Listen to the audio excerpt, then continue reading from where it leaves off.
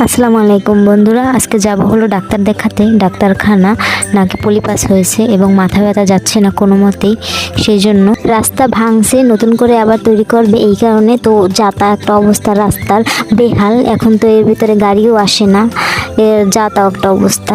তারপর এর ভিতরেই হাঁটতে হবে, হাঁটতে হাঁটতে আসলাম চৌরাস্তায়। আসলে তো গাড়ির কোনো অভাব নেই বলতে পারেন। কলাপাড়া মানি চৌরাস্তা মানেই হলো গাড়ির বহর, গাড়ির শহর।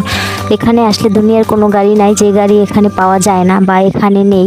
তো গাড়িতে উঠলাম, ওঠার পরে তারপরে রওনা দিলাম। আসলে চৌরাস্তা একটা সময় আমাদের ছোটোবেলায় ছিল এক অন্যরকম চৌরাস্তা, হাতে গোনা কয়েকটা দোকান ছিল, আইসক্রিম খাইতাম, ঠিক আছে।